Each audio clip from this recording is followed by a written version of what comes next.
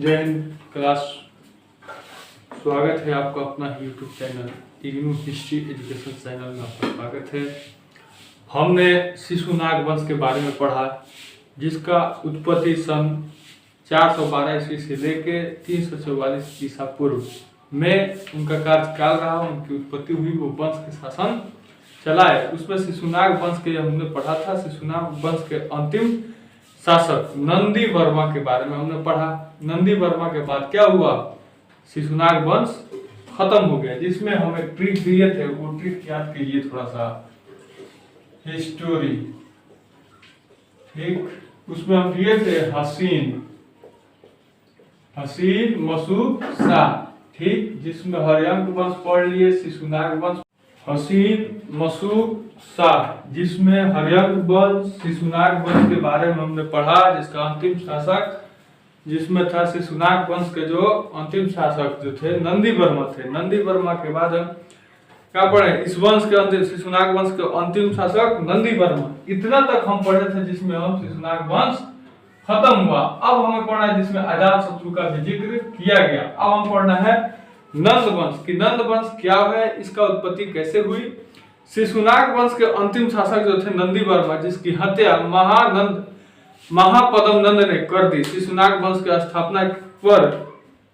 अब देखिए, जो शिशुनाग वंश के अंतिम शासक नंदी वर्मा थे, उनका महापद्म नंद जो थे, महापद्म नंद, वो क्या की उसकी मार के उसकी हत्या कर दिए। अब उसी की जगह पर शिशुनाग वंश के स्थान पर किस वंश की उत्पत्ति हुई, नंद वंश की, जिसमें अंतिम शासक न से नंद वंश। अब इसी की स्थापना हुई। हम इसी के बारे में जिक्र करेंगे, जिसका सन किस बार था, जिसमें 344 से लेकर 323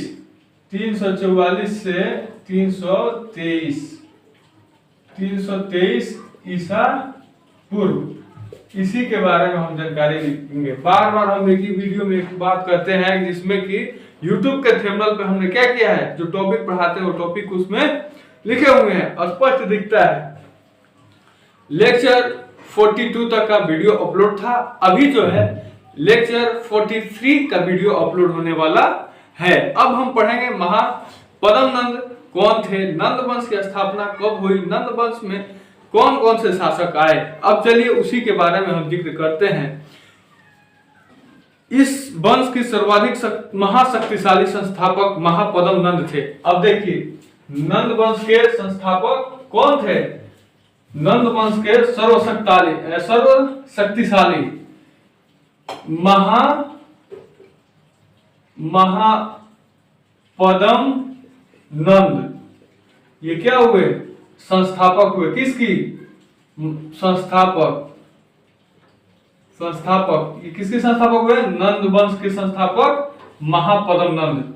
इसके सर्वशक्तिशाली थे, जो कि जाति के शूद्र रहने वाले थे। ये कौन सी जाति से बिलोंग करते थे, जाति यहां लिखिएगा, जाति, तो ये शूद्र जाति मतलब नीचे जाति से बिलोंग करते थे। ऐसा इतिहास में मतलब जो लिखा वो हम पढ़े, जिसका सिलेबस में जो था वो हमने दिखाया। लेकिन इंसानियत से बड़ा कोई धर्म नहीं होता है। जिस समय आदि मानव हुआ करते थे, उस समय किसी प्रकार की जाति या किसी प्रकार के मतभेद नहीं था। चलिए ठीक, हमें उसी प्रकार से ही चलना चाहिए, जात पात की मतभेद न रखना चाहिए। ठीक, अब देखिए, सर्व छत्रात्मक, क्षत्रिय का नशा करने वाला की उपाधि धारण कर ली। अब ये जो थे क्या है, शूद्र जाति से बिलोंग करते थे। इन्होंने राजपूतों की विनाश करके सर्व छात्र मतलब जो है राक्षस जो होते थे छात्र, वो सर्व छात्रात्मक की क्या हुआ, उनको क्षत्रिय नाश मतलब क्षत्रिय वंश जो है नाश करने का उपाधि धारण कर लिए, जो कि सूर्य जाति से होकर उसमें क्या किए, उसको नाश करके सर्व क्षत्रिय तक कर दिए, जिसको उपाधि भी धारण कर ली। इस वंश के जाति नापित थी। अब इस जाति की क्या होती है, नाई मतलब होता है ठाकुर, मतलब जो कि बाल वगैरह बनाते थे, ठीक, उसी में वो आते हैं। इस वंश की जाति नापित थी। राजा नंद के प्रधानमंत्री का नाम राक्षस था। मतलब जो उसमें प्रधानमंत्री थे, राजनंद के प्रधानमंत्री, उनका नाम क्या था, राक्षस था। राक्षस का असली नाम विष्णुगुप्त था। देखिए इसमें हर इंसान का दो चेहरा होता है। फर्स्ट चेहरा तो सभी देख पाते हैं मगर सेकंड चेहरा कोई देख नहीं पाता, जिसमें कि वो विष्णुगुप्त था। इस वंश के प्रथम शासक महापद्म नंद थे। अब नंद वंश के प्रथम शासक कौन हो गए, यहीं पे दे देंगे प्रथम शासक। प्रथम शासक ये हो गए महापद्म नंद के प्रथम शासक कौन हो गए, प्रथम शासक महापद्म नंद हो गए। माना जाता था इस वंश का धन दौलत के बारे में वर्णन चीन की यात्री हेनसंग ने की द्वारा की गई थी। हेनसंग जो था वो कहाँ का रहने वाला था, चीन के रहने वाला था। उसी से संबंधित क्या हुआ, इस वंश की धन दौलत संपत्ति की क्या हुई जानकारी मिली।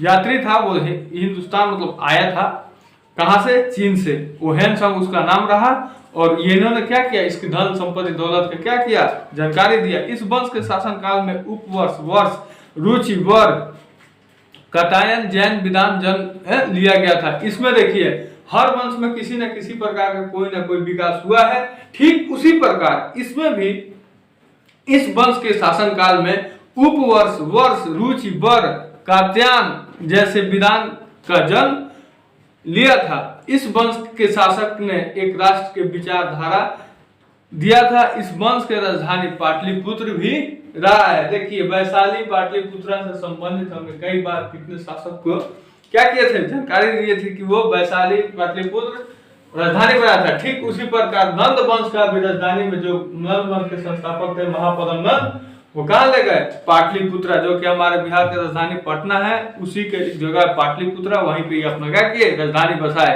इस वंश का द्वितीय शासक पुंडुक था। महापद्म नंद के भार्गव दूसरा पर परशुराम का अवतार भी कहा जाता था। अब देखिए महापद्म नंद को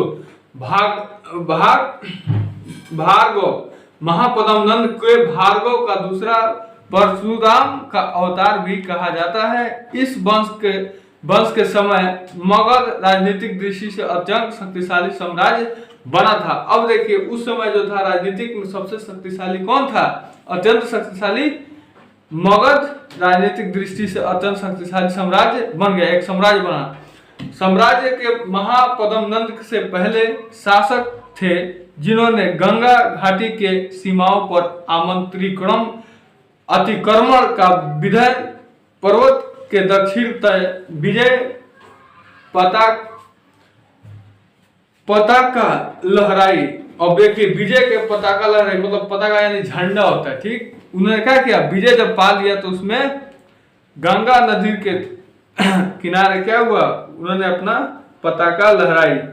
विजय पर्वत का दक्षिण विजय पताका लहराई सीमाओं के, जिन्होंने गंगा घाटी के सीमाओं पर इस कलिंग जीतकर एकराट और एक छत्र, इसे कलिंग जीतकर एकराट और एक छत्र की उपाधि हासिल कर ली।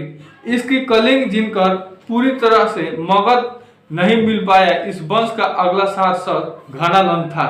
इस वंश का अगला शासक कौन हुआ, घनानंद हुआ। इससे बहुत ही क्रूर शासक था। क्रूर मतलब होता है ये कठोर या उसमें जीतने की शक्तिशाली हो, और सबसे ज्यादा मतलब जो जितना ही जिसका नाम होता है उसी मतलब क्या, शासक तो सब किए मगर कोई खास करके जिसका जिक्र इतिहास में हो गया। जो घनानंद था वो क्या हुआ, क्रूर शासक था, क्रूर शासक घनानंद। देखिए इसमें एक छोटा सा हिस्सा भी टॉपिक है जिसको आप सुन सकते हैं अच्छे से। सिकंदर जैसा, सिकंदर एक ऐसा मतलब शक्तिशाली साम्राज्य था जो कि पूरा दुनिया पे कब्जा करना चाहता था और आधे हिस्से में कब्जा कर लिया था। वैसा सिकंदर इस घनानंद साम्राज्य के आगे क्या किया, झुक गया और इन्होंने क्या कहा, नमस्तक होकर वापस लौटने की क्या कर लिया, निर्णय ले लिया। कहा कि हमें नमस्तक कहकर यहां से लौट जाने में ही भलाई है। कारण क्या था कि घनानंद था जो कि सिकंदर से न जाने कितना ज्यादा सैनिक रखा था, इसलिए सिकंदर भी ऐसा था जो कि घनानंद के आगे झुका था। इस दुनिया में किसी से बड़ा कोई नहीं है, हर आदमी एक दूसरे के आगे झुका हुआ है। तो उसी में सिकंदर जैसा शक्तिशाली साम्राज्य क्या हुआ, घनानंद के आगे झुक गया। ठीक, अब देखिए इसी में हम देखते हैं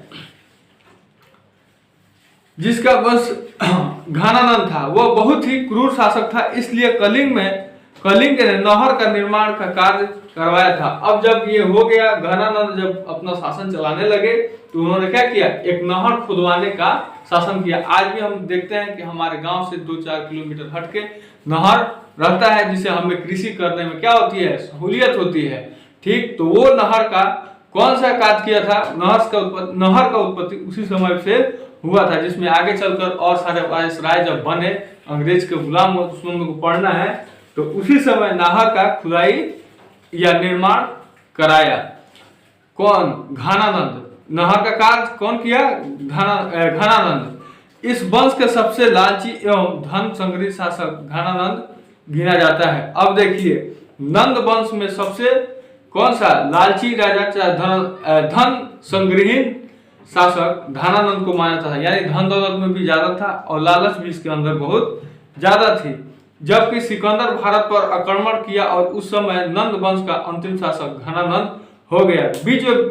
विश्व विजेता सिकंदर ने भारत पर आक्रमण करने के समय सम्राट घनानंद का विशाल सेना देखकर हौसले को पस्त हो गया और इतनी सी विशाल शक्ति के सामने सिकंदर ने जैसे महान विश्व विजेता, मतलब सिकंदर जो था महान विश्व विजेता था एक प्रकार का, वो नर्त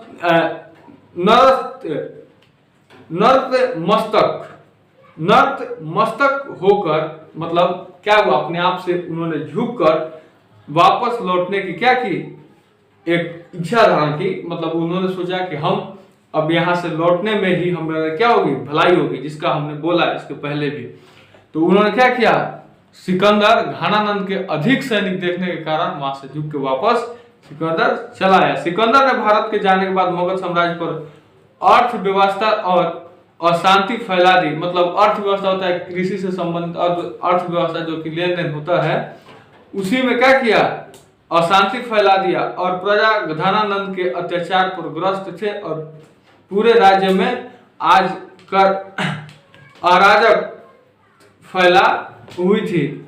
इससे अपने दरबार में चाणक्य को अपमान करके निकाल दिया। अब क्या किया, चाणक्य जब आया तो इन्होंने अपने दरबार में उसका क्या किया, अपमान मतलब होता है उसका बेइज्जती किया। बेइज्जती करके इस कारण उसने अपना प्रिय शिष्य, जिसके कारण चाणक्य के प्रिय शिष्य चंद्रगुप्त मौर्य के सहयोग से मगध पर फैली अराजक ने विस्फोटक स्थिति में लाभ उठाकर घनानंद की हत्या कर दी और मौर्य वंश के संस्थापक हो गई। अगला चैप्टर हम पढ़ेंगे कि मौर्य वंश के संस्थापक कौन थे, मौर्य वंश की उत्पत्ति कैसे हुई। जो कि देखिए इसमें चाणक्य के प्रिय शिष्य चंद्रगुप्त मौर्य के सहयोग से, उसके जो चाणक्य के प्रिय शिष्य था, जो उसका चेला था, वो क्या किया, बम विस्फोट करके मौर्य साम्राज्य को क्या किया,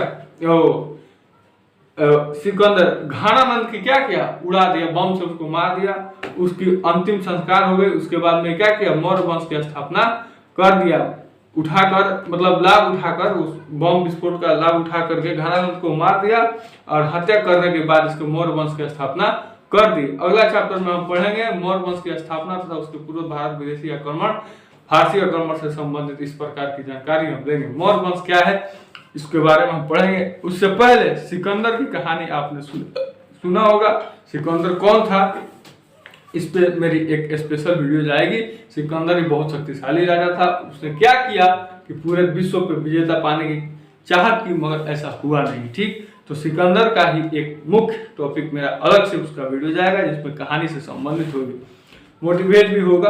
ठीक, आज के लिए इतना ही, फिर मिलते हैं अगले वीडियो के साथ इसी चैनल पे।